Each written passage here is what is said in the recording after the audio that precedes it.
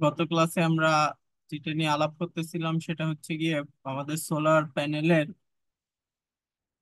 তৈরি করার জন্য আমাদের পিএন জাংশন ক্রিয়েট করা লাগবে। আর পিএন জাংশন ক্রিয়েট করার সাথে যে জিনিসটা জড়িত সেটা হচ্ছে গিয়ে ম্যাটেরিয়াল।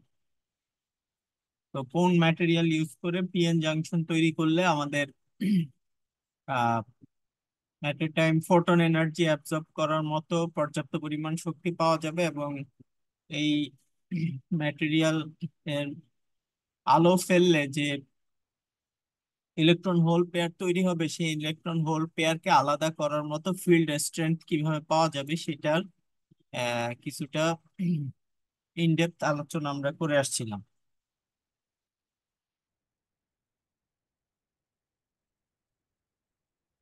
তো এই পর্যন্ত আমরা আসছিলাম যে একটা পিএন জাংশন তৈরি হওয়ার পর সেইখানে পি এবং এন এর মাঝখানে একটা জায়গা থাকে, যে জায়গাটা হচ্ছে গিয়ে লেয়ারটা চার্জ থেকে খালি থাকে।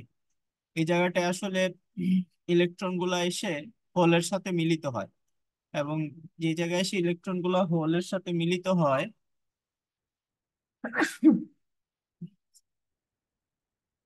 সেই জায়গায় ভার্চুয়ালি এখানে কোনো চার্জের ইলেকট্রন এবং হোলের সংখ্যা মিলে প্লাস মাইনাস একত্র হয়ে চার্জের পরিমাণ শূন্য হয়ে যায়। তো ঠিক মিড লাইন যেটা, এই মিড লাইন বরাবর আমরা ধরতে পারি পটেনশিয়ালটা হচ্ছে গিয়ে শূন্য।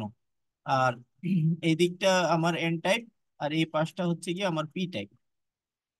তো এন টাইপের দিকে যত যাব তত পটেনশিয়ালটা আস্তে আস্তে বাড়বে, এবং এই ডিপ্লেশন লেয়ার যেটা, এই ডিপ্লেশন লেয়ারটা যেখানে এসে শেষ হয়ে যাবে, এরপরে গিয়ে ইকুইলিব্রিয়াম, বাকি এন টাইপের যতটুকু জায়গা আছে সেখানে পটেনশিয়ালটা কনস্ট্যান্ট থাকবে ধরে নিতে পারি। At the same time depletion লেয়ারের পি তে কিছু অংশ আছে, সেই পি এর যে অংশ, সেই অংশের ভিতর যে এনার্জি বা পটেনশিয়াল যে ব্যারিয়ার, সেই ব্যারিয়ারটা এরকম স্লোপ থাকবে, এবং এই ব্যারিয়ার পার হয়ে যাওয়ার পরে বাকি পি এর যে অংশটা আছে, সেই পি এর অংশের মধ্যে পটেনশিয়াল এনার্জিটা এরকম একটা কনস্ট্যান্ট ভ্যালু থাকবে। তো এখন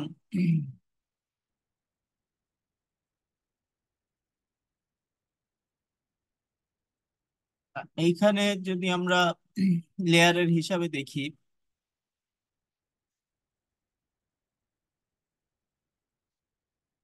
তাহলে এই এনার্জি লেয়ারের ভিতর এদিকে যদি এন টাইপ হয়, এদিকে যদি পি টাইপ হয়, এন টাইপের মধ্যে থাকে হচ্ছে কি ইলেকট্রন, আর ইলেকট্রন গুলার উপস্থিতি থাকে হচ্ছে কি কন্ডাকশন ব্যান্ডে। এখন নর্মালি একটা সেমিকন্ডাক্টরে যদি লেয়ারটা এরকম থাকে, এন টাইপ ম্যাটেরিয়াল যুক্ত করার পরে, নর্মাল সেমিকন্ডাক্টর ধরলাম সিলিকন, এর সাথে যখন আমরা গ্রুপ ফাইভ এর কোনো মৌল এনে যুক্ত করব, যেমন বোরন বা ফসফরাস, এরকম কি কোনো কিছু এনে যুক্ত করব, তখন ইলেকট্রনের সংখ্যা বেড়ে যায়। আর ইলেকট্রনের সংখ্যা বেড়ে গেলে কন্ডাকশন লেয়ার থেকে ইলেকট্রন ছুটায় আনা এটা তুলনামূলকভাবে সহজ হবে। তো মাঝখানে যে লেয়ারটা, এটাকে ফার্মি এনার্জি লেভেল বলে, এবং ফার্মি এনার্জি এই কন্ডাকশন ব্যান্ডটা, এন টাইপের কন্ডাকশন ব্যান্ডটা ফার্মি লেভেলের কাছাকাছি চলে আসে। আর যেহেতু এই কন্ডাকশন ব্যান্ড আর ভ্যালেন্স ব্যান্ড এদের দূরত্ব সবসময় ফিক্স থাকবে কোন একটা ম্যাটেরিয়ালে, সেহেতু কন্ডাকশন ব্যান্ড নিচে নেমে আসলে ভ্যালেন্স ব্যান্ডও নিচে নেমে আসবে। তো একটা পিএন জাংশনে কন্ডাকশন ব্যান্ড যতটুকু নিচে নেমে আসে এন টাইপ বস্তুতে, ভ্যালেন্স ব্যান্ডও ঠিক ততখানি নিচে নেমে আসে।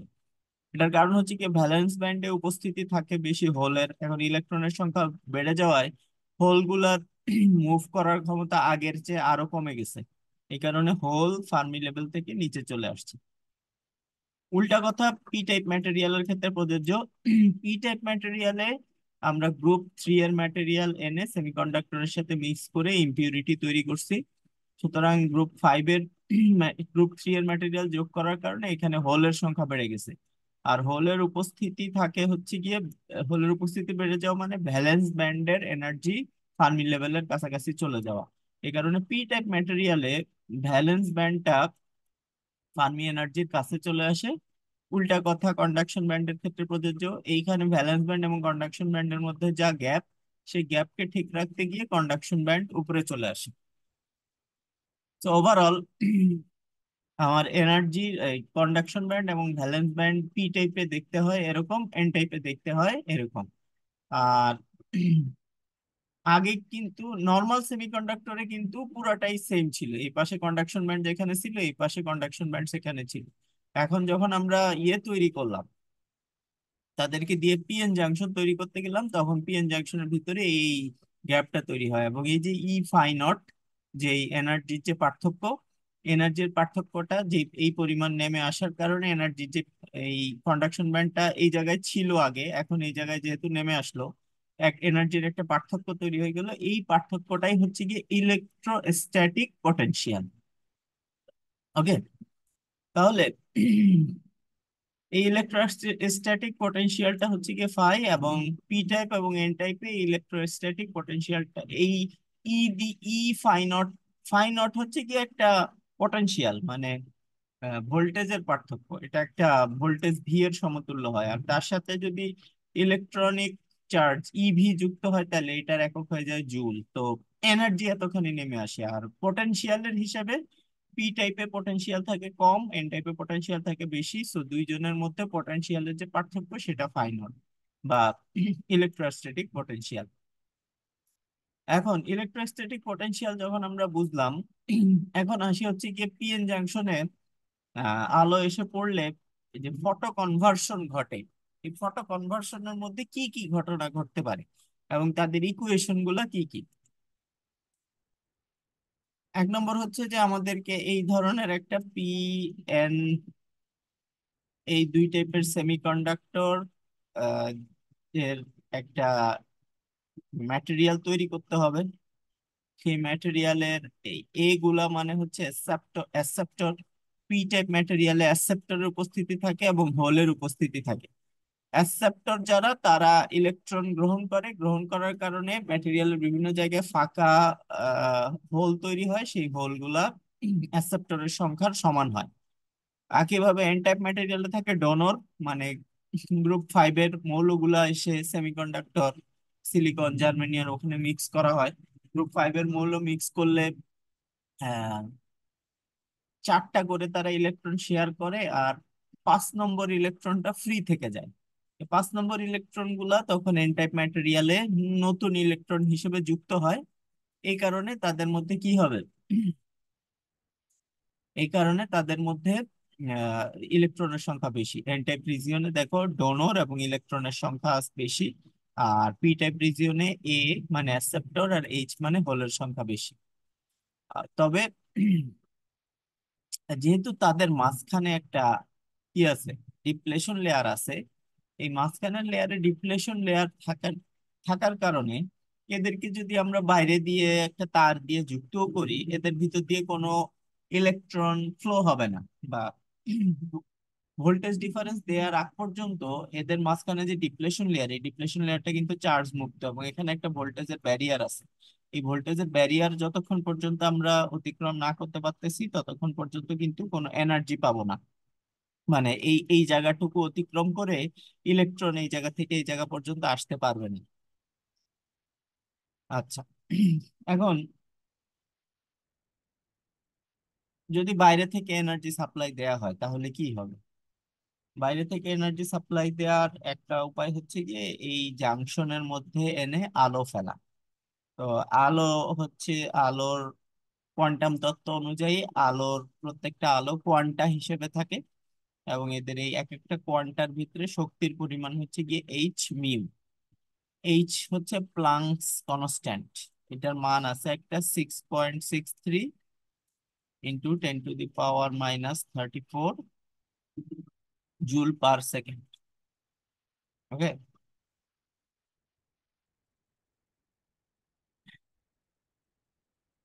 তো এই পরিমাণ এনার্জি এক একটা কোয়ান্টার ভিতরে থাকে। এখন ধরো কারো ফ্রিকোয়েন্সি যদি 10⁻10 হার্টজ হয়, তাহলে এটার সাথে 10⁻10 গুণ করে যে এনার্জিটুকু পাওয়া যাবে, সেই এনার্জিটুকু এসে সেই এনার্জিটুকু নিয়ে কোয়ান্টা এসে কোথায় হিট করবে, এই যে জাংশনের যে জায়গাটা আছে, দেখো পিএন জাংশনের এটা এই এই ছবিটার মানেটা একটু বুঝতে হবে। এই যে এই পাশে পি টাইপ, এ পাশে এন টাইপ, উপরের লেয়ারটা হচ্ছে গিয়ে কন্ডাকশন ব্যান্ড, আর নিচের লেয়ারটা হচ্ছে গিয়ে ভ্যালেন্স ব্যান্ড। কন্ডাকশন লেয়ারে ইলেকট্রন আছে, ভ্যালেন্স ব্যান্ডে হোল আছে, মাঝখানের লেয়ারটা হচ্ছে গিয়ে ফার্মি এনার্জি লেভেল। যেই ছবিটা, এই যে একটু আগে যেই ছবিটা দেখে আসলাম, হ্যাঁ, এইখানে যেই ছবিটা দেখে আসলাম, এটা পি টাইপ, এটা এন টাইপ। এইখানে কন্ডাকশন ব্যান্ড আছে, ভ্যালেন্স ব্যান্ড আছে, এটা নিচের দিকে এন টাইপে। আর পি টাইপে কন্ডাকশন ব্যান্ড, ভ্যালেন্স ব্যান্ড এগুলো উপরের দিকে। আর মাঝখানে যে লেয়ার, এটা হচ্ছে গিয়ে ফার্মি এনার্জি লেয়ার। তো এই ছবিটা বুঝতে হবে ভালো করে। আলো এসে জাংশনের মধ্যে পড়লো। এখন আলো এসে যদি জাংশনের মধ্যে পড়ে, এই ভ্যালেন্স ব্যান্ডের থেকে, ভ্যালেন্স ব্যান্ডের মধ্যে আমার, ধরো আহ, যেই ইলেকট্রন গুলার উপস্থিতি আছে, সেই ইলেকট্রন গুলা কিন্তু ফ্রি না। সেই ইলেকট্রন গুলা বস্তুর সাথে আবদ্ধ, অ্যাটমের সাথে বাউন্ডেড। কিন্তু আলো এসে ইলেকট্রনের উপর আঘাত করার পরে এই ইলেকট্রন গুলা মধ্যে শক্তি ট্রান্সফার হয়। যেমন আহ, একটা দুইটা বল, যদি আমরা ধরি যে দুইটা ফুটবল, একজন একটা বলকে কিক করলো, আরেকজন একটা স্থির বল ধরে আছে। তো বড় একটা বল যদি এসে আরেকটা বলকে আঘাত করে, তাহলে কি হবে? যেই বলটা গতিশক্তি বেশি, সেই বলটা এসে স্থির বলটাকেও গতিশীল বানাই দিবে। মানে গতিশীল বলটা থেকে স্থির বলটার মধ্যে শক্তির ট্রান্সফার ঘটছে। সিমিলার ঘটনা কিন্তু এখানে, যে আলোর মধ্যে শক্তি আছে, এই ইলেকট্রনের মধ্যে যে শক্তিটুকু ছিল সেটা কম, কিন্তু আলোর শক্তিটা এসে এই ইলেকট্রনকে আঘাত করার পরে এই ইলেকট্রনের মধ্যে কিন্তু শক্তি ট্রান্সফার হবে। সেই শক্তি দিয়ে সে কি করবে? সেই শক্তি দিয়ে সে ভ্যালেন্স ব্যান্ড থেকে জাম্প করে কন্ডাকশন ব্যান্ডে চলে যাবে। তো যদি একটা কোয়ান্টা এসে পড়ে আলোর, তাহলে একটা ইলেকট্রন জাম্প করে, যদি পর্যাপ্ত পরিমাণ শক্তি পায়, তাহলে একটা ইলেকট্রন জাম্প করে কন্ডাকশন ব্যান্ডে চলে যাবে। আরেকটা কোয়ান্টা এসে পড়লে আরেকটা ইলেকট্রনের মধ্যে যদি আঘাত করে, সেটা জাম্প করে কন্ডাকশন ব্যান্ডে চলে যাবে।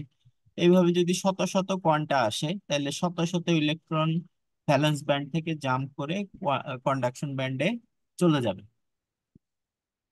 এই যে ঘটনাটা, এটাই হচ্ছে গিয়ে photo electric effect. Photo photo electric effect ঘটার কারণে আমার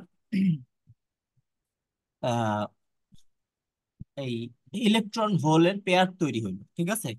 এই ভ্যালেন্স ব্যান্ড থেকে ইলেকট্রন যদি কন্ডাকশন ব্যান্ডে চলে যায়, তাহলে এখানে একটা ফাঁকা জায়গা রেখে যাবে। আর এই ফাঁকা জায়গাটা হচ্ছে গিয়ে ইলেকট্রন আসার মতো অবস্থা ক্রিয়েট হয়। তো ফাঁকা জায়গাটার মধ্যে হোল, আর এখান থেকে জাম্প করে নতুন একটা ইলেকট্রন কন্ডাকশন ব্যান্ডে চলে গেল। এই যে একটা জোড়া তৈরি হইলো, এই জোড়াটাকেই বলে electron whole pair. Electron whole pair তৈরি হওয়ার পরে এখান থেকে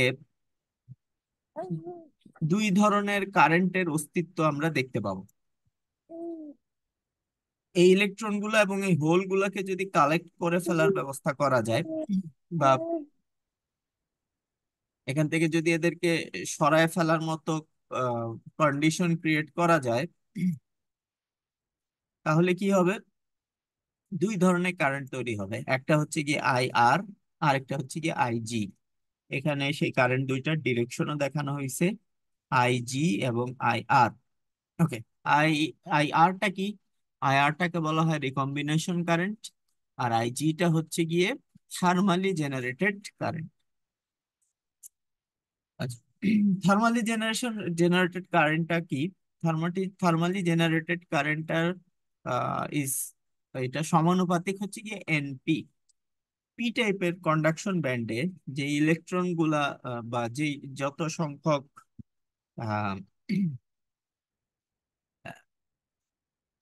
থার্মালি এক্সাইটেড ইলেকট্রন আছে, এই এনপি মানে হচ্ছে গিয়ে থার্মালি এক্সাইটেড ইলেকট্রন এট পি টাইপ।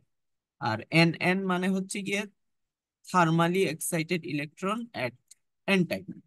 সো এনপিটা হচ্ছে গিয়ে পি টাইপে, যে আমার ইলেকট্রন গুলো আছে, সেই ইলেকট্রন গুলার ফ্লো যেটা, সেই ফ্লোটা হচ্ছে গিয়ে আমার এই মানটা A1 e⁻ -eg - ef/kT। A1টা হচ্ছে গিয়ে একটা কনস্ট্যান্ট, ই হচ্ছে গিয়ে exponential, minus easy, easy e-GP মানে হচ্ছে গিয়ে এই যে পি টাইপ ম্যাটেরিয়ালে কন্ডাকশন ব্যান্ডের যে লোয়েস্ট এনার্জি সেটা, এই যে এখানে দেয়া আছে। ইজিপি হচ্ছে কি এই জায়গাটার এনার্জি লেভেল, ইএফটা হচ্ছে কি ফার্মি এনার্জি লেভেল। এই এই যে ডট ডট যে জায়গাটা আছে, এই লেয়ারটা হচ্ছে কি ফার্মি এনার্জি লেভেল। আর কে, কে হচ্ছে গিয়ে বোল্টজম্যান কনস্ট্যান্ট, আর টি হচ্ছে গিয়ে টেম্পারেচার।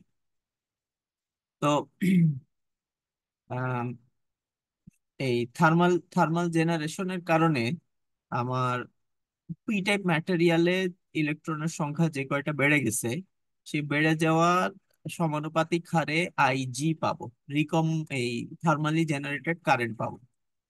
আর আই আর যেটা, সেটা হচ্ছে গিয়ে রিকম্বিনেশন কারেন্ট ফর ইলেকট্রন। এখন এইখানের মধ্যে আবার কিছু হোলও আছে কিন্তু। হ্যাঁ, কন্ডাকশন কন্ডাকশন ব্যান্ডে কিছু হোলের উপস্থিতিও আছে, এবং এই হোলের উপস্থিতি গুলো থাকার কারণে কিছু ইলেকট্রন কিন্তু হোলের সাথে আবার রিকম্বাইন হয়ে যাবে। দুইটার স্টেট তো ভিন্ন ভিন্ন, দুইটা ভিন্ন ভিন্ন ধর্মী চার্জ, ইলেকট্রনের চার্জ পজিটিভ আর হোল হচ্ছে গিয়ে নেগেটিভলি চার্জ। তো এই এই পজিটিভ এবং negative charge, hole positively charge, electron negatively charge, এদের মধ্যে একটা অ্যাট্রাকশন ফোর্স কাজ করবে। অ্যাট্রাকশন ফোর্স কাজ করার কারণে এরা রিকম্বাইন হয়ে যাবে। তো আই আরটা পাবো রিকম্বিনেশনের কারণে। এই রিকম্বিনেশন কারেন্টের ডিরেকশনটা হচ্ছে গিয়ে লেফট থেকে রাইটের দিকে। ইলেকট্রন গুলা পি টাইপ ম্যাটেরিয়ালে এসে রিকম্বাইন হবে। আর পি টাইপ ম্যাটেরিয়ালে যে অতিরিক্ত ইলেকট্রন গুলা তৈরি হয়েছে, সেই ইলেকট্রন গুলা এন টাইপের দিকে ফোর্স হবে। এই ফোর্স হওয়ার কারণে যে কারেন্টটা পাওয়া যাবে সেটা হচ্ছে গিয়ে থার্মালি জেনারেটেড কারেন্ট। তাহলে একটা পিএন জাংশন লেয়ারের মধ্যে এই কারেন্ট গুলার উপস্থিতি থাকে। এখন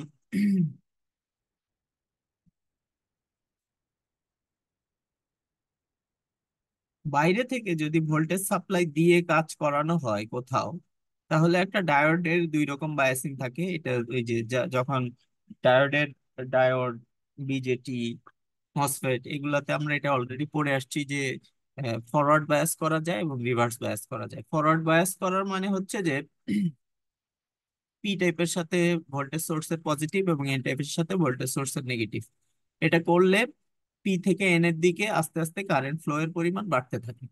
এই কারেন্ট ফ্লো এর পরিমাণটা যদি আমরা চিত্র এঁকে বুঝাইতে চাই, তাহলে এইখানে যতটুকু এনার্জি বাড়াইছি ভোল্টেজ সোর্স দিয়ে, ওই আগের এনার্জি থেকে সেই পরিমাণ এনার্জি আস্তে আস্তে কমে আসবে। যদি ভোল্টেজ সোর্স বাড়াই, ভোল্টেজ সোর্সের ভোল্টেজের পরিমাণ বাড়াই, তাহলে ডেল্টা ই বাড়তে থাকবে। ডেল্টা ই বাড়তে থাকলে এই ব্যবধানটা কমতে থাকবে। এক পর্যায়ে আর কোনো পটেনশিয়াল ব্যারিয়ার থাকে না, তখন কিন্তু এই দিক থেকে এই দিকে ইচ্ছা মতো কারেন্ট ফ্লো হইতে পারে। এই কারেন্টটাই হচ্ছে কি আইজি বা থার্মালি জেনারেটেড কারেন্ট। আর উল্টা কথা যেটা, সেটা হচ্ছে যে এটা ফরওয়ার্ড কারেন্ট, এই জন্য আইএফ লিখছে। আর এমনিতে যদি রিভার্স বায়াস করি, অর্থাৎ এন টাইপের সাথে পজিটিভ আর পি টাইপের সাথে নেগেটিভ ভোল্টেজ সোর্স কানেক্ট করি, তাহলে ডিপ্লেশন লেয়ারের উইথ আস্তে আস্তে আরো বাড়তে থাকে। তখন আসলে কোনো কারেন্টই ফ্লো হয় না। তবে এই যে এন থেকে ডিপ্লেশন লেয়ারের দিকে কিছু ইলেকট্রন আসে, পি থেকে এদিকে কিছু হোল থেকে যায়, তাদের মধ্যে একজন আরেকজনের সাথে কম্বিনেশন ঘটে। এবং রিকম্বিনেশন ঘটার কারণে এখানে একটা ছোট্ট কারেন্ট পাওয়া যায়, খুব সামান্য। এটাকে বলে রিকম্বিনেশন কারেন্ট বা রিভার্স।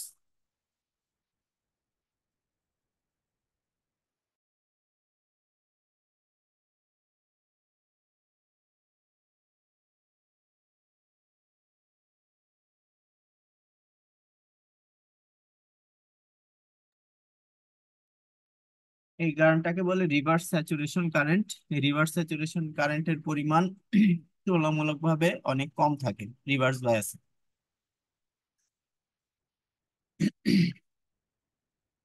এখন এটা হচ্ছে গিয়ে বাইরে থেকে ভোল্টেজ সাপ্লাই দিলে এই ঘটনাগুলো ঘটে। সোলার সেলে আমরা বলছি যে সোলার সেলে আসলে জাংশনকে ইলুমিনেট করা হয়। ইলুমিনেট করা হচ্ছে মানে ইলেকট্রন এবং হোলের পেয়ার ক্রিয়েট করা হয় বাইরে থেকে আলো ফেলে। তাহলে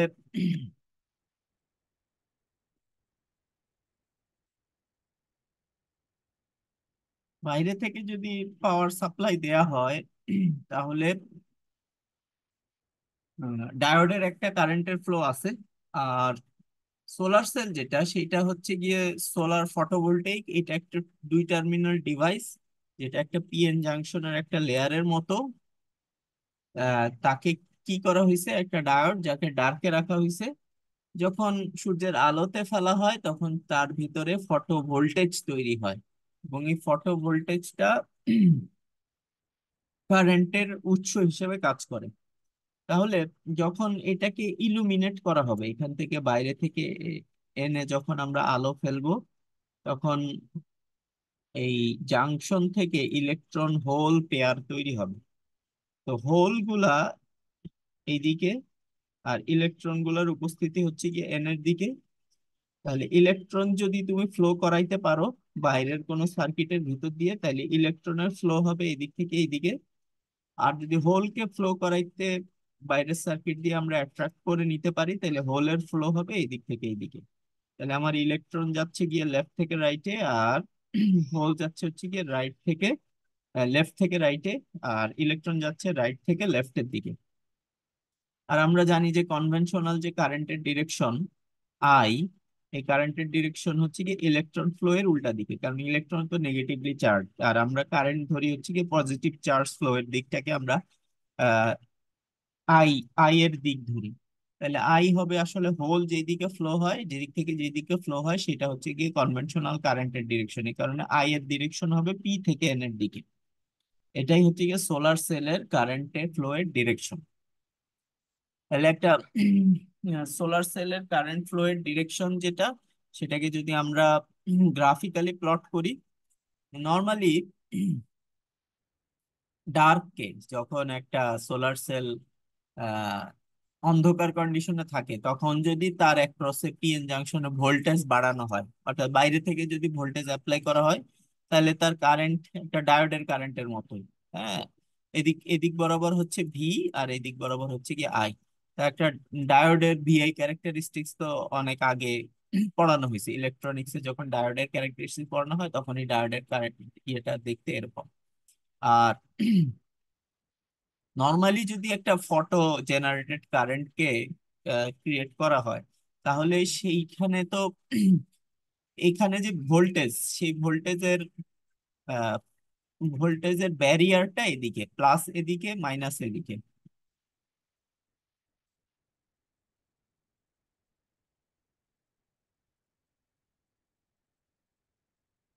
ইউজুয়ালি নর্মাল একটা ডায়োডে ভোল্টেজের ভোল্টেজটা যে ডিরেকশনে, এখানেও আমার ভোল্টেজটা পজিটিভ ডিরেকশনে, যদি আলো ফেলাই, আলো আস্তে আস্তে বাড়াই, তাহলে এই ভোল্টেজের পরিমাণটা কিন্তু কম বেশি হবে। অর্থাৎ এই জাংশনের অ্যাক্রসে একটা ভোল্টেজ ডেভেলপ হবে। যত বেশি যত বেশি শক্তির আলো এসে পড়বে তত ভোল্টেজ ডিফারেন্সটা বাড়বে। তো ভোল্টেজটা এদিক থেকে এইদিকে আস্তে আস্তে বাড়তে থাকবে। আর ভোল্টেজ বাড়লে যেটা হবে সেটা হচ্ছে গিয়ে যে আমার কারেন্টের ভ্যালুটা শুরু হবে হচ্ছে গিয়ে একটা নেগেটিভ ভ্যালু থেকে। আই এলটা হচ্ছে গিয়ে এই conventional load flow of the current. এইটা এটা ফোর্থ কোয়াড্রেন্টে কাজ করে। ফোর্থ কোয়াড্রেন্টে মানে হচ্ছে গিয়ে ভোল্টেজ যখন পজিটিভ, ভোল্টেজ যখন জিরো, তখনও আইএল এর একটা মান আসছে। যদি ভোল্টেজ এর ব্যবধান আস্তে আস্তে বাড়াইতে থাকো, এই কারেন্টটাও আস্তে আস্তে নেগেটিভ থেকে কমে কমে জিরোর ভ্যালুর দিকে যেতে থাকবে। যদি ভোল্টেজ আরো বাড়াও তাহলে এটা আবার একটা নর্মাল ডায়োডের মতো কাজ করা শুরু করবে। সো এইখানে যে জেনারেটেড ভোল্টেজটা, সেই জেনারেটেড ভোল্টেজের উৎস হচ্ছে গিয়ে আলো। আর এই আলোর কারণে যে ফ্লো অফ কারেন্ট আমরা পাচ্ছি, সেই ফ্লো অফ কারেন্টটা হচ্ছে গিয়ে নেগেটিভ টার্মিনাল থেকে শুরু হবে, এবং এই নেগেটিভ টার্মিনাল থেকে শুরু হয়ে এই এক্সট্রাক্টেড পাওয়ার যেটা, সেই এক্সট্রাক্টেড পাওয়ারটা আমার আস্তে আস্তে পজিটিভের দিকে যেতে থাকবে। অর্থাৎ এইটার ভোল্টেজ এবং কারেন্টের অপারেটিং রিজিয়ন হচ্ছে গিয়ে ফোর্থ কোয়াড্র্যান্ট।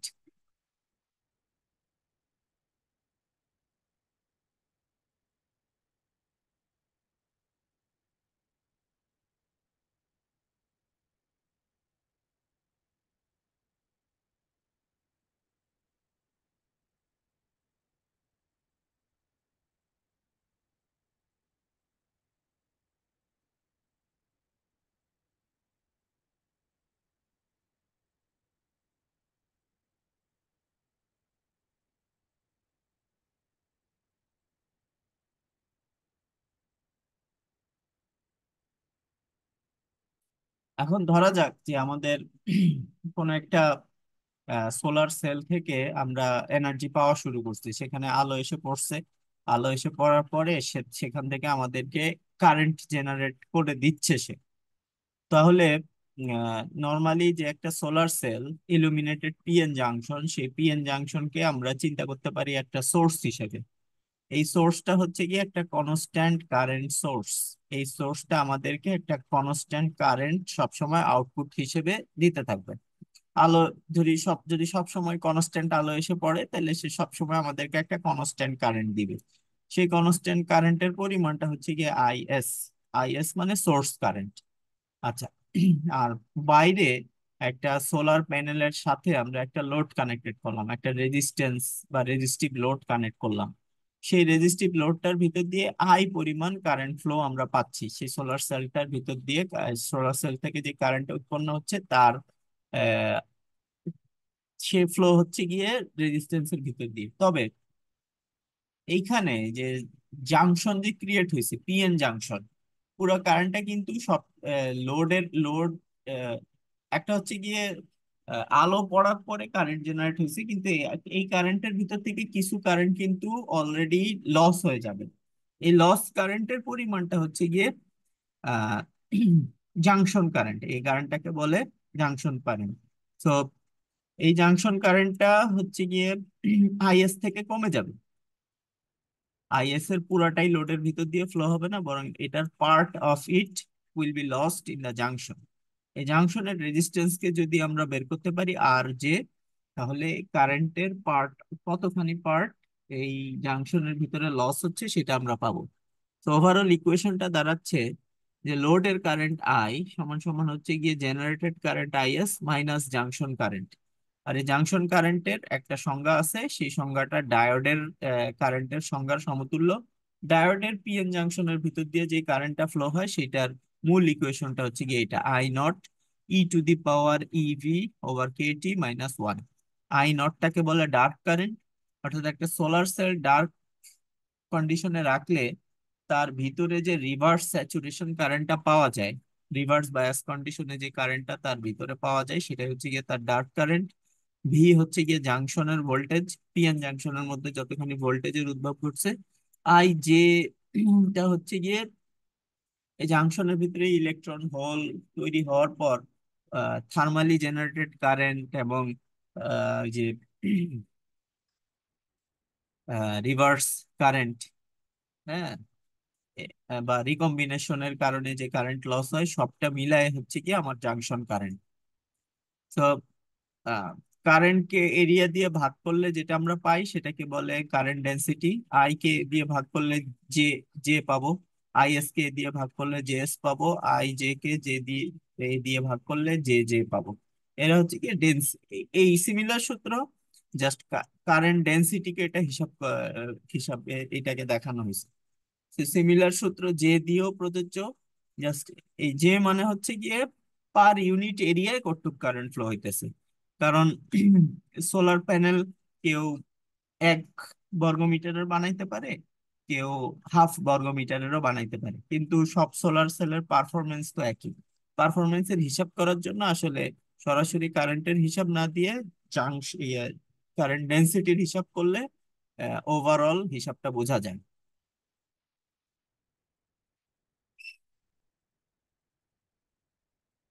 এখন এখান থেকে একটা সূত্র ডিরাইভ করে নিয়ে আসা হয়েছে, সেই সূত্রটা হচ্ছে গিয়ে ম্যাক্সিমাম ভোল্টেজ। এখান থেকে আমরা কত ভোল্টেজ পাবো, একটা সোলার সেল থেকে কত ভোল্টেজ পাবো, that would appear in the open circuit voltage. অর্থাৎ ওপেন সার্কিট কন্ডিশনে যখন লোড কানেক্টেড নাই তখন যে ভোল্টেজটা পাওয়া যাবে একটা সোলার সেল থেকে, সেটা মেজার করার উপায় কি? সেটা মেজার করার উপায় হচ্ছে যে এই ইকুয়েশনে যে ভি ভি এর জায়গায় আমরা বসাই দিব হচ্ছে গিয়ে ভি নট। হ্যাঁ। আর যে যেটা হচ্ছে কি আমার লোড কারেন্ট, তাইলে লোড কারেন্টের ডেন্সিটি আমরা শূন্য বসাই দিলাম, অর্থাৎ বাম পক্ষে শূন্য। আর ই ই to the power E V, যেটা এই ভি জায়গায় ভি ওসি বসাই দিলাম, ওপেন সার্কিট ভোল্টেজ। তাহলে এখান থেকে যদি বসাও, তারপরে এক এই পুরো টার্মটা ডান পক্ষে নিয়ে আসবা। ডান পক্ষে নিয়ে আসার পরে J S by J nought পাবা, এই J S by J nought পাবা। তারপরে আহ এখানে একটা -1 আছে, এই -1টাকে অন্য পাশে নিয়ে আসবা, তখন এটা +1 হয়ে যাবে। তারপরে উভয় পক্ষে ই টু দি পাওয়ার আছে, উভয় পক্ষে লন নিতে হবে। লন নিলে যে J S by J nought +1 সেখানে লন আসবে। আর বাকি ভি এই পাশে রাখলে কে টি বাই ই, এটা উপরে এটা ডান পক্ষে চলে আসবে। তো ওই ইকুয়েশনে যে সমান সমান 0 বসায় ভি এর মানটা বের করলেই এইরকম একটা ইকুয়েশন পাওয়া যাবে। এটা সিম্পল ম্যাথমেটিক্স। এই ম্যাথমেটিক্স টুকু সমাধান করলে আমরা যেটা পাবো সেটা হচ্ছে কি ওপেন ওপেন সার্কিট কন্ডিশনে একটা সোলার সেল থেকে প্রাপ্ত ম্যাক্সিমাম ভোল্টেজ। আর এই ম্যাক্সিমাম ভোল্টেজের সাথে কারেন্টের পরিমাণ গুণ করলে যেটা পাবো সেটা হচ্ছে গিয়ে সোলার সেলের পাওয়ার আউটপুট। ওকে। সো এখন কোন ভোল্টেজে ম্যাক্সিমাম পাওয়ার আউটপুট পাওয়া যায়, সেই ভোল্টেজটা পাওয়ার জন্য এই ইকুয়েশনে কি করতে হবে, ভি এর রেসপেক্টে এটাকে ডিফারেন্সিয়েট করতে হবে। এটাকে ডিফারেন্সিয়েট করার পরে সেটা সমান সমান 0 বসাইলে আমরা একটা ভ্যালু পাবো, সেটা হচ্ছে গিয়ে e to the power VPM divided by KT. সেখান থেকে আমরা জে এর একটা মান পেয়ে যাব, সেই জে এর মান হচ্ছে গিয়ে e to the power VM by KT. আর এইটা তো কারেন্টের ইকুয়েশনে ওই যে ভি ভিএম এর ইকুয়েশনে তো অলরেডি এটা, ভিওসি এর ইকুয়েশনে তো এটা আছে, কেটি বাই কে লন জে বাই জে নট। এই মানটুকু বসাইলে যে এমপি পাওয়া যাবে। এই যে এমপি আর ভিএমপি এই দুইটাকে গুণ করলে যেটা পাবো সেটা হচ্ছে গিয়ে ম্যাক্সিমাম পাওয়ার ডেনসিটি। সো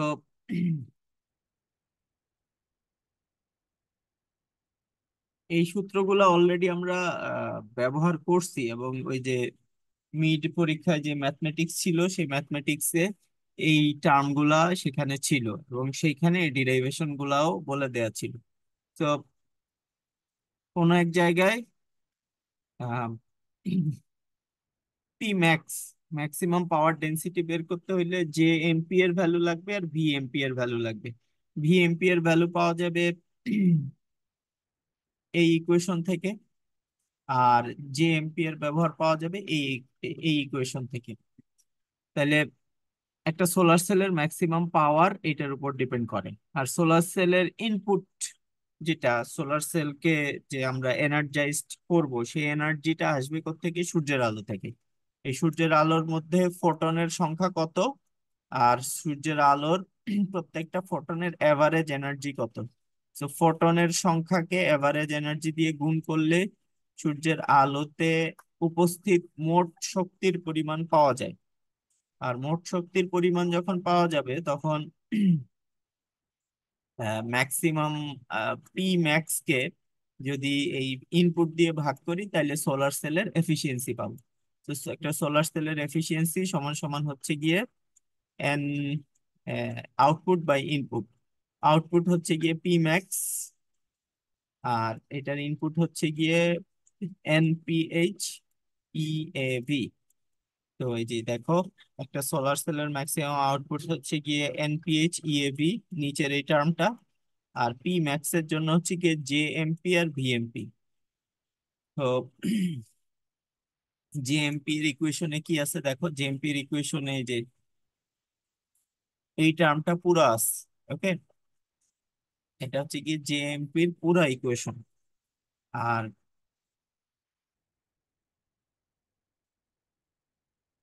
ভিএমপির ইকুয়েশনে যে এটা থাকবে কেটি বাই ই 1 + জে/জে নট। সো ওভারঅল 1 + জে/জে নট এটা কাটা যাবে, কাটা গিয়ে উপরে নিচ থেকে এটা কাটা যাবে, উপরে থাকবে কি এটা দেখো, ই কেটি ভিএমপি জেএস এটা আছে, আর 1 + ই ভিএমপি/কেটি এটা আছে। আর ভিএমপির ইকুয়েশনে এই যে ভিএমপি এর মানটা আছে।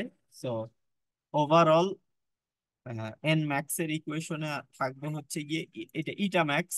ইটা ম্যাক্স এর ইকুয়েশন হচ্ছে গিয়ে আমার maximum efficiency of A solar converter. এই ইকুয়েশন দিয়েও ম্যাথমেটিক্স ডেভেলপ করা ছিল মিড টার্মে, এই ইকুয়েশনের ম্যাথমেটিক্স করা লাগছে।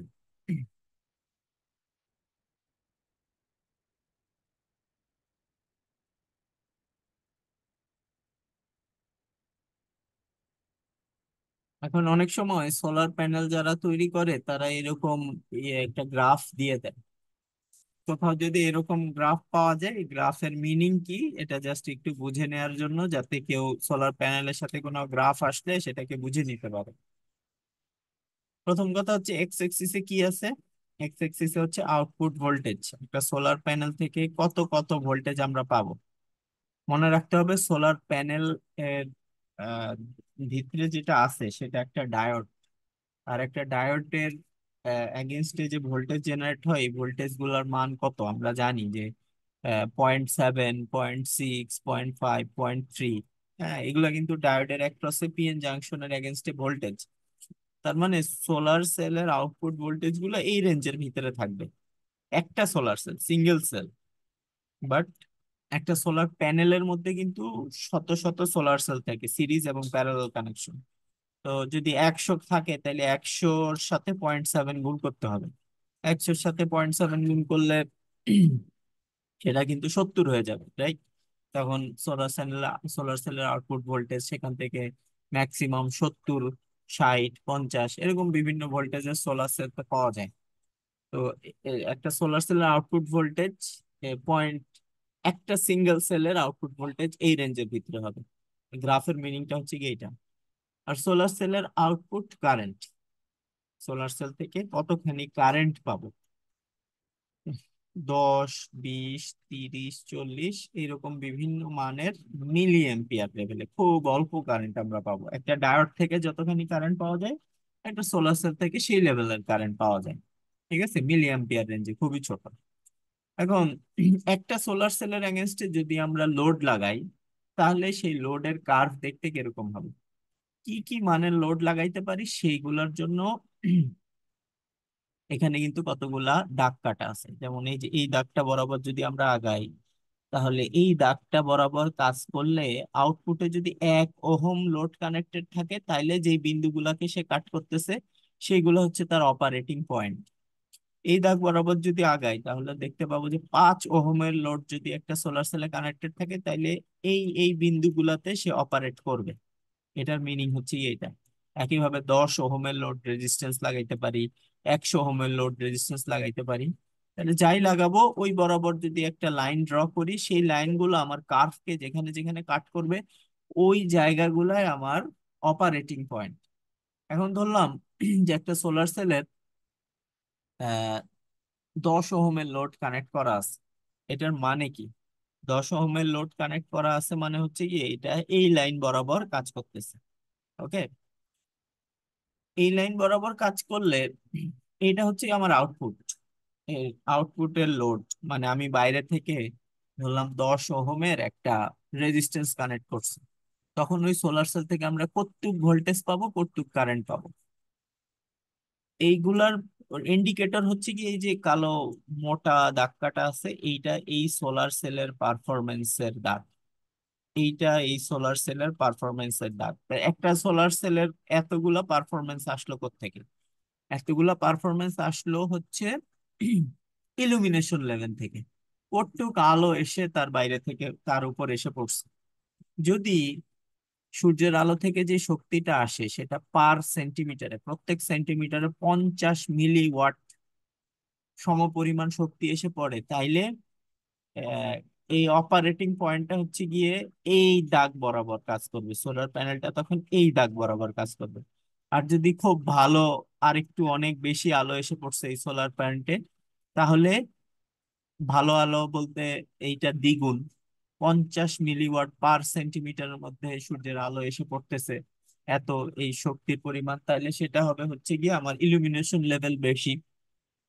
আর এটা হচ্ছে কি 125 মিলিওয়াট ইলুমিনেশনের লেভেল আসলে অপারেটিং আরো বেড়ে যাবে। কথা বোঝা যাচ্ছে?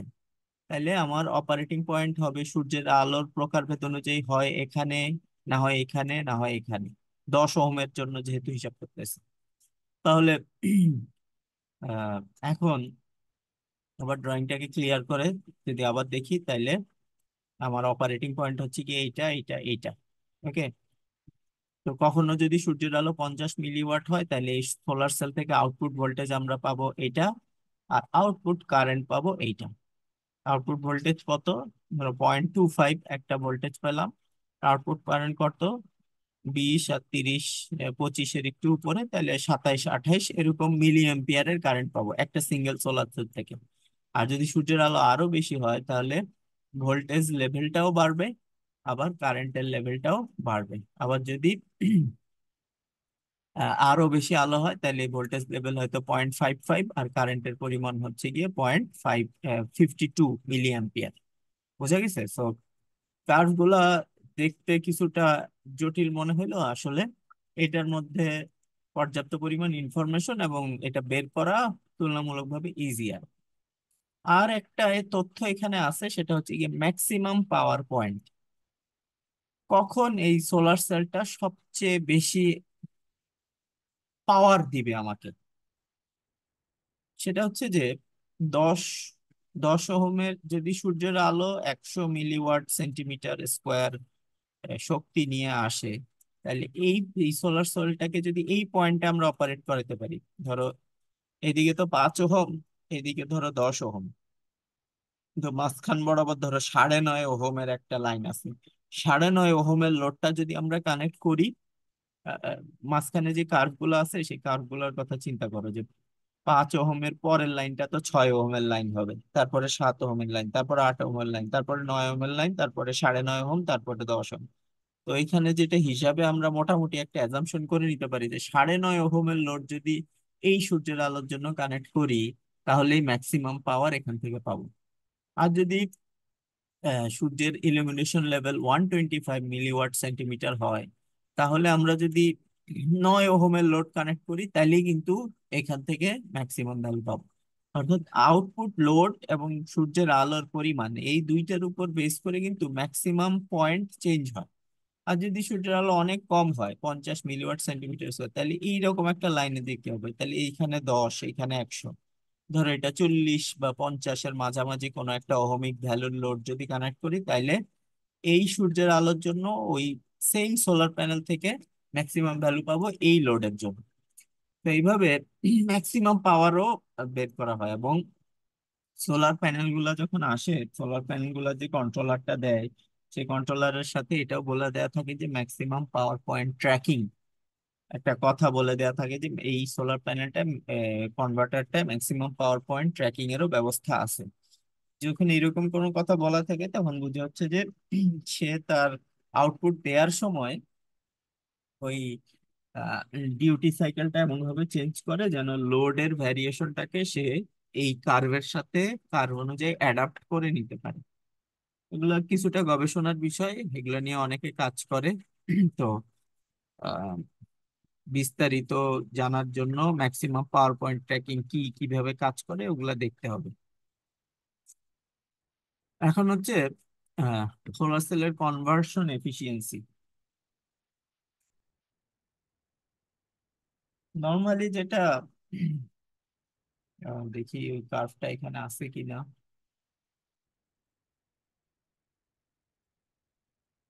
বর্তমানের বর্তমানের প্রেক্ষাপটে যে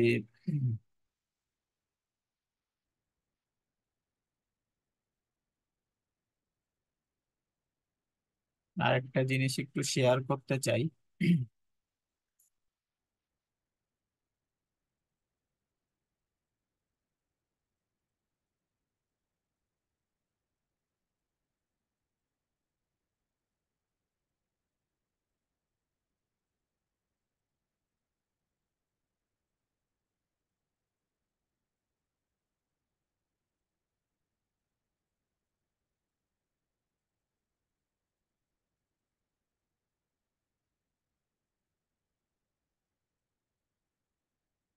যে নতুন স্ক্রিন শেয়ার করছে, এটা কি দেখা যাচ্ছে?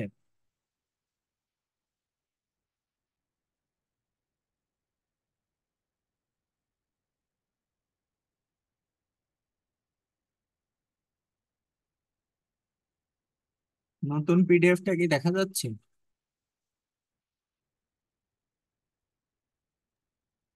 জি স্যার।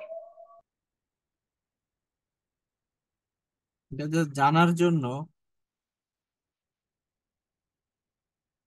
এটা শুধু একটা জিনিস দেখানোর জন্য, সেটা হচ্ছে যে যেহেতু সোলার সেল নিয়ে অনেক কথাবার্তা আমরা বলে ফেলতেছি, আসলে দুনিয়া কোথায় আছে এটা আমরা একটু দেখতে চাই। এই গ্রাফটা হচ্ছে কিসের গ্রাফ? লেখা আছে এখানে সোলার সেল এফিসিয়েন্সি চার্ট। পৃথিবীতে এ পর্যন্ত যত খ্যাতনামা জায়গায় সোলার সেল নিয়ে কাজ হয়েছে, তাতে সোলার সেলের এফিসিয়েন্সি কিভাবে পাওয়া গেছে সেটার একটা পরিচয়। 1975 সাল থেকে, এই এক্সএসিস এর যদি তাকাই, 1975 সাল থেকে ডাটা কালেক্ট করা শুরু হয়েছে, এবং 2020, 21, 22, রিসেন্টলি 2000, এই ডাটাগুলা যখন কালেক্ট করা হয়েছে তখন মোটামুটি ছিল 2020, 21 সালের দিকের কথা এগুলা। তো উপরের দিকে কি আছে? Solar cell efficiency. সোলার সেলের এফিসিয়েন্সি কতটুকু পর্যন্ত পৌঁছানো গেছে। 1975 সালের যে সোলার সেল, সেই সোলার সেলের এফিসিয়েন্সি ছিল 1-2%-এর কাছাকাছি। ওকে। তো সবুজ কালার মানে হচ্ছে, এই যে সবুজ কালার দেখা যাচ্ছে অনেকগুলা গ্রাফ, সবুজ কালার মানে হচ্ছে থিন ফিল্ম টেকনোলজি ইউজ করে এই সোলার সেল গুলার কাজ হয়েছে। আর নীল কালারের যে কার্ভ গুলা, সেগুলা হচ্ছে গিয়ে কোন solar cell? Crystalline silicon solar cell দিয়ে এই কাজগুলা হয়েছে। তারপর পার্পল কালারের কিছু সোলার সেল পাওয়া গেছে, সেগুলার সিঙ্গেল জাংশন গ্যালিয়াম আর্সেনাইড দিয়ে তৈরি করা হয়েছে। আরেকটা হচ্ছে গিয়ে মাল্টি জাংশন সেল দিয়ে তৈরি করা হয়েছে, বিভিন্ন কালার দিয়ে এদেরকে ইন্ডিকেট করা হয়েছে বেসিক্যালি। তো আহ, কে কে কি কোথায় কাজ করছে, বিভিন্ন নাম এখানে দেখা যাইতেছে, যেমন এনরেল। এনরেল মানে ন্যাশনাল রিনিউয়েবল এনার্জি ল্যাবরেটরি, এটা ইউএস এর। আইবিএম, কিছু কোম্পানি আছে, আইবিএম কোম্পানির নাম হয়তো অনেকে শুনে আসছো। Boeing company, Kodak company, solar X company, Arco company, Unisolar, NREL. NREL বহুদিন ধরে কাজ করতেছে বোঝা যাচ্ছে। তারপরে spiral Semicon, Boeing Spectro lab, এইরকম অনেক ল্যাব শত শত সোলার সেল আবিষ্কার করছে। এবং এই সোলার সেল গুলার এফিসিয়েন্সি কত পার্সেন্ট সেটা দেখাচ্ছে। যেমন 2015 সালে যদি আমরা ধরি যে এলজি কোম্পানি, এখানে একটা এলজির কার্ভ আছে, এলজি কোম্পানি যে সোলার সেল নিয়ে কাজ করছে, সেই সোলার সেলের এফিসিয়েন্সি পাওয়া গেছে হচ্ছে কত পার্সেন্ট? 24 থেকে 28 এর মাঝখানে, ধর 25, 26, 27% এফিসিয়েন্সি পাওয়া গেছে। তো এটা গবেষণা করে করে, ল্যাবে কাজ করে করে, সোলার সেলের এফিসিয়েন্সি বাড়ানোর কাজ করে করে এগুলা নিয়ে হয়েছে। এই যে MIT, university of Toronto, UCLA, California, এগুলা, এরা বড় বড় কাজ যারা করে, তারা এগুলা কাজ করে করে এই সোলার সেলের এফিসিয়েন্সির এগুলা বের করছে। কথা বুঝতে পারছো? তো মূলত যখন গবেষণা বা যেই মূলত যে সোলার সেল গুলা ইউজ হয় বা বাজারে পাওয়া যায়, সেগুলো কিন্তু ক্রিস্টালাইন সোলার সেল। ওকে। ক্রিস্টালাইন সিলিকনের সোলার সেল, এটা সস্তা এবং এটার কমার্শিয়াল প্রোডাকশন ইজি। অর্থাৎ এই নীল কার্ভ গুলা, নীল কার্ভ গুলা যদি দেখো বা এখানে যে আলাদা করে দিছে, এইগুলার সোলার এফিসিয়েন্সি কোন লেভেলে আছে সেটা দেখলে একটু বাস্তব ধারণা পাবা। সেটার এফিসিয়েন্সি 2000 শুরু হয়েছিল হচ্ছে গিয়ে যে 12-13% থেকে, এবং 1975-এর পরে এটার এফিসিয়েন্সি বেড়ে 2000 2020 সালে এটার এফিসিয়েন্সি পৌঁছাইছে কোথায়, এই 25-26%। এই যে এখানে যদি গ্রাফটাকে একটু জুম করে দেখানো হয়েছে, এই জুমের গ্রাফ থেকে দেখা যাচ্ছে 26.1, 26.7, 27.6। সো এই লেভেল পর্যন্ত আমাদের সোলার সেলের এফিসিয়েন্সি, প্র্যাকটিক্যালি যে আমরা সোলার সেল ইউজ করি তার এফিসিয়েন্সি এই পর্যন্ত পৌঁছায় গেছে। আর গবেষণা অনেক দূর চলে গেছে। গবেষণা করে যেটা দেখা যাচ্ছে যে ম্যাক্সিমাম এই পর্যন্ত সোলার সেলের এফিসিয়েন্সি 47%-এর মতো এসে পৌঁছাইছে। তো এই হচ্ছে গিয়ে সোলার সেলের এফিসিয়েন্সির প্রোগ্রেস সো ফার। এই প্রোগ্রেসের আইডিয়া থেকে বোঝা যাচ্ছে যে একটা সোলার সেলের এফিসিয়েন্সি আসলে আমাদেরকে কোন পর্যন্ত নিয়ে যেতে পারবে, বা গবেষণা করে এখন পর্যন্ত কোথায় এসে গবেষণা ঠেকছে সেটার একটা আইডিয়া পেলাম। তাহলে সূর্যের আলো এসে যা পড়বে আর একটা সোলার সেল থেকে যা পাবো, এটার উম, মূল এনার্জির 4/1 ভাগ, 25%, মানে তো 4/1 ভাগ, 4/1 ভাগ পর্যন্ত এটাকে হারভেস্টিং করা সম্ভব। তার মানে 75% বা 4/3 ভাগ লস হয়ে যায়। এতগুলা কথা বলার উদ্দেশ্য হচ্ছে যে লসটা অনেক বেশি। এখন লস যেহেতু বেশি, কোথায় লসটা হয় সেটা একটু আমরা দেখতে চাই। আহ, এই লসের ধাপগুলা এইখানে বর্ণনা করা আছে, যে সোলার সেলের পারফরমেন্স হইলে কি কি লস হয়। 1 নম্বর loss, the reflection losses at the top of the surface of the cell that can be, নতুন এই স্ক্রিনটা আবার দেখা যাচ্ছে, যে স্ক্রিনে ফেরত আসছি পূর্বের স্ক্রিন।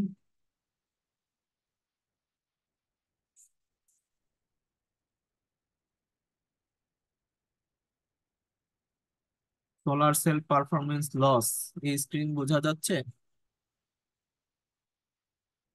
জি স্যার। ওকে।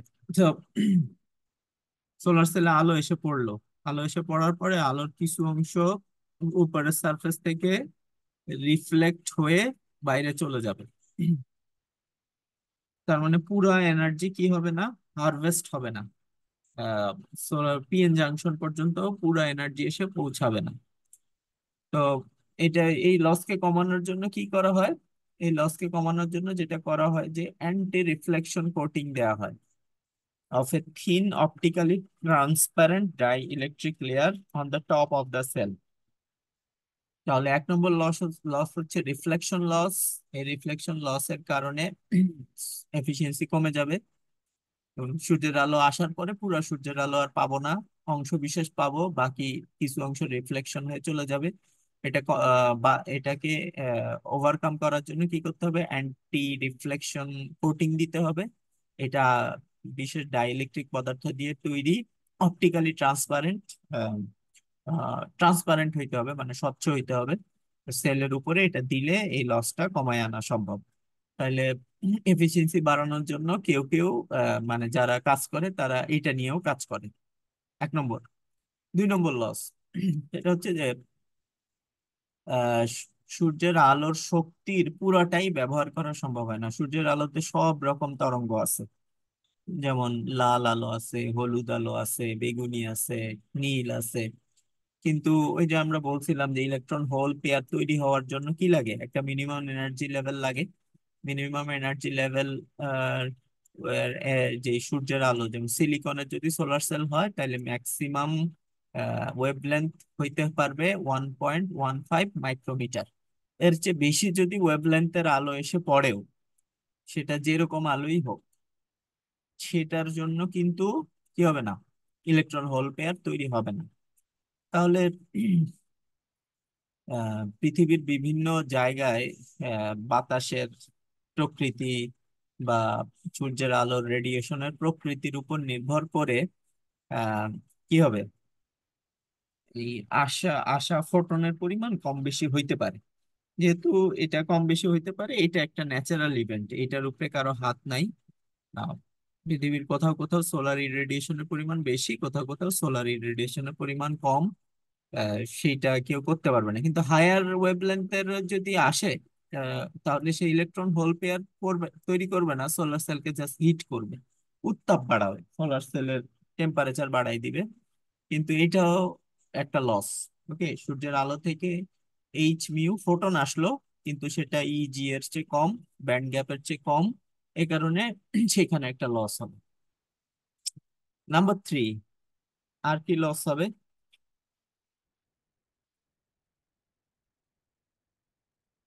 ধরো ব্যান্ড গ্যাপ এনার্জি যে আহ, বড় এনার্জির ইয়ে আসলো, একটা ফোটন আসলো। ফোটন এনার্জি কিসের উপর নির্ভর করে, ওয়েভলেন্থের উপর বা কালারের উপর? ধরো নীল রঙের আলোর ওয়েভলেন্থ এই 1.15 এর চেয়ে কম, আর 1.05, এই 1.05 মাইক্রোমিটার ওয়েভলেন্থের আলো যদি এসে পড়ে, ডেফিনেটলি সে একটা ইলেকট্রন হোল পেয়ার তৈরি করবে। কিন্তু বাকি যে ওয়েভলেন্থের কারণে বাকি যে এনার্জিটুকু, ধরো এইচ মিউ এর পরিমাণটা একটু বেশি, ইজি এর চেয়ে একটু বেশি। তো ইজি পরিমাণই শুধু ইলেকট্রন হোল পেয়ার ইউজ করতে ইউজ হবে, আর বাকি যেই অংশটা থাকবে, সেই এনার্জিটা কি হবে আসলে? সেই এনার্জিটা তো কোথাও না কোথাও যাইতে হবে শক্তির নিত্যতা সূত্র অনুযায়ী। সেই এনার্জিটাও আসলে সোলার প্যানেলের ভিতর হিট হিসেবে অ্যাবজর্ব হয়ে যাবে। তাইলে আহ, এখানেও একটা লস ঘটবে। সেই লসটা হচ্ছে যে হায়ার এনার্জির ফোটন এসে পড়লেও হায়ার এনার্জির ফোটন থেকে একটা এনার্জি লস হয়ে যায়। তো এটা হচ্ছে 3 নম্বর লস। 4 নম্বর লস এর ক্রাইটেরিয়া আমরা আসতেছি।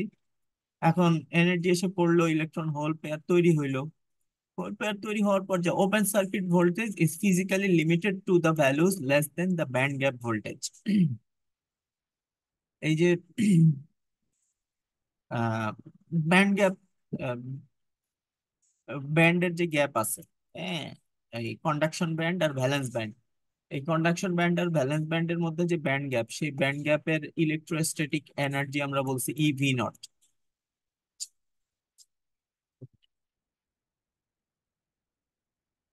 তো এই ব্যান্ড গ্যাপের একটা ইলেকট্রোস্ট্যাটিক ভোল্টেজ আছে।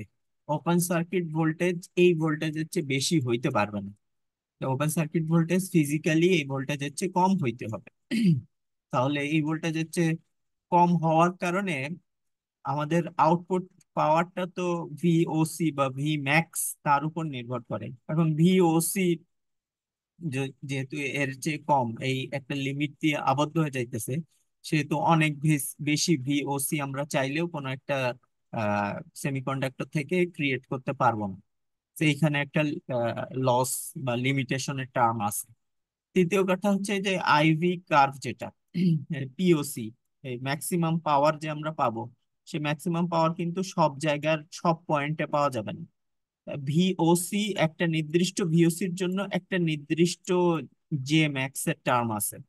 তো তোমার লোড যে সবসময় আহ অমুক ওই জায়গাতেই কানেক্টেড থাকবে, এবং জেএসসি যে সবসময় আমরা ম্যাক্সিমাম অ্যাচিভ করতে পারবো, এটা পারফেক্টলি রেক্টেঙ্গুলার কার্ভ না হওয়ার কারণে এই যে ভিওসি এর লাইন আর জেএসসি এর লাইন, এই কার্ভের ভিতরে একটা গ্যাপ থেকে যাইতেছে। অর্থাৎ only 80% of the maximum power achieve করা যায়। এই এই অ্যাচিভমেন্টের কারণে আরেকটা লস হয়। 6 নম্বর যে টার্ম, সেটা হচ্ছে recombination losses. Photo generate career তৈরি হওয়ার পরে, অর্থাৎ ইলেকট্রন হোল পেয়ার তৈরি হওয়ার পরে জাংশন পার হয়ে বাইরের সার্কিট পর্যন্ত আসতে আসতে তার ভিতরে কিছু electron hole in the device রিকম্বাইন হয়ে যায়। অর্থাৎ ইলেকট্রন 100% ইলেকট্রন আসতে পারে না, 100% ফোটনও ক্যারি করে আসতে পারে না। তারা রিকম্বিনেশন হয়ে ডিভাইসের মাঝখানে হারায় যায়। এই হারায় যাওয়ার কারণে একটা লস হয়। আর সর্বশেষ যেটা, সেটা হচ্ছে যে সেলের নিজস্ব কিছু রেজিস্ট্যান্স আছে, সিরিজ রেজিস্ট্যান্স, যেমন সেলে আমাকে পিএন জাংশন, তো এটা তো সেমিকন্ডাক্টর, কিন্তু সেমিকন্ডাক্টর থেকে বাইরে যখন আমি তার কানেক্ট করব, ধরো ডায়োডের, এটা তো একটা ডায়োডের মতো, এখন একটা ডায়োডের বাইরে মেটালিক পার্ট থাকে না, সেই মেটালিক পার্টটা তো একটা কন্ডাক্টর। সেইখানে কন্টাক্ট রেজিস্ট্যান্স বলে একটা রেজিস্ট্যান্স আছে। কন্টাক্ট রেজিস্ট্যান্সের কারণে একটা লস হয়। এক্সটার্নাল সার্কিটের ওয়্যারের লস আছে। এগুলোও সার্কিটের ইকুইভ্যালেন্ট একটা রেজিস্ট্যান্স আছে, নিজস্ব একটা রেজিস্ট্যান্স আছে পিএন জাংশনের, ওভারঅল ডায়োডের। এই সব মিলায়ে আরেকটা লস হবে, এটা হচ্ছে গিয়ে 7 নম্বর লস। এই 7 নম্বর লস গুলা পার হয়ে, এই সব কয়টা লস স্টেপ পার হয়ে তারপরে আমরা কি করব, অ্যাকচুয়াল সেলের পারফরমেন্স পাবো। তো অ্যাকচুয়াল সেলের পারফরমেন্স কে যদি আমরা একটা গ্রাফের মধ্যে দেখতে চাই, তাহলে সূর্যের আলো যখন এসে পড়লো তখন সেটা তো 100 ভাগের 100 ভাগ আসছে, কিন্তু রিফ্লেকশনের কারণে একটা লস হয়ে যায়, সেটা তো 5%-এর মতো লস, লস নেমে 95%-এ আসে। নেক্সট হচ্ছে গিয়ে ফোটনের এনার্জি যদি কম হয়, অর্থাৎ সূর্যের আলোর মধ্যে শুধুমাত্র একটা নির্দিষ্ট পরিমাণ আলোই সোলার সেলে কাজে লাগে, আর বাকি আলোগুলো আসলে সোলার সেলের কাজে আসতেছে না, ওই ওয়েভলেন্থের বাউন্ডারির কারণে সেইখানে একটা বড় পরিমাণ লস হয়ে যাচ্ছে। সেই লসের পরিমাণ প্রায় হচ্ছে গিয়ে আমার 20%-এর মতো। এই লস হয়ে এফিসিয়েন্সি 75%-এ নেমে আসে। 3 নম্বর যে লস, সেটা হচ্ছে গিয়ে ব্যান্ড গ্যাপ। ব্যান্ড গ্যাপের মধ্যে যেই সূর্যের আলোগুলা এসে পড়তেছে, সেখানেও ইলেকট্রন হোল পেয়ার তৈরি করতেছে ঠিকই, কিন্তু বাকি এনার্জিটা আসলে ব্যবহার করার মতো উপায় খুঁজে পাচ্ছেন। বাকি এনার্জিটা হিট লস হিসেবে থেকে যাচ্ছে, এখানেও প্রায় 30%-এর মতো একটা লস হয়ে যাইতেছে। 4 নম্বর লস যেটা, সেটা বলা হয়েছে যে ওপেন সার্কিট ভোল্টেজ একটা বাউন্ডারি দিয়ে লিমিটেড, সেইখানে আমার প্রায় 10%-এর মতো একটা লস হইতেছে। এই কার্ভ যেটা, পি ম্যাক্স এর কার্ভ যেটা, সেটা পারফেক্টলি রেক্টেঙ্গুলার না, এইখানে 5%-এর মতো লস হইতেছে। ইলেকট্রন হোল পেয়ার তৈরি হওয়ার পরে ফ্লো হয়ে যাওয়ার পথে মাঝখানে কিছু রিকম্বিনেশন হয়ে যাইতেছে, সেখানে 1-2%-এর মতো লস হইতেছে। আর সোলার সেলের ইন্টারনাল স্ট্রাকচার, ওয়্যার, বাইরের সার্কিটরি, এর ভিতরে কন্টাক্টের কারণে কিছু লস হইতেছে, এটাও 2-3%-এর মতো একটা লস হইতেছে। ওভারঅল সূর্যের আলো থেকে কনভার্সন হওয়ার আগ পর্যন্ত প্রায় 70%-এর মতো লস হইতেছে। ফলে আমরা 95 থেকে 70% রিডিউস করলে 25%-এর মতো যে এনার্জির এফিসিয়েন্সি পাই সেগুলা। আর এইদিকে কিছু কমায় টমায় আনা সম্ভব হইলে, না হলে তো প্র্যাকটিক্যালি বেশ একটা ধাপ গেছে, যেখানে 18-19%-এর বেশি এনার্জি পাওয়া যাচ্ছিল না। এখন সেটা আস্তে আস্তে বাড়তেছে, এবং এইখানে ওই যে থিন ফিল্ম ইউজ করে, বিভিন্ন ভাবে মাল্টি সেল ইউজ করে এই লেয়ার গুলার মধ্যে যে লস গুলা, সেই লস গুলা কমায় আনার চেষ্টা চলতেছে। তো এই হচ্ছে কি আমাদের সোলার সেলের এফিসিয়েন্সির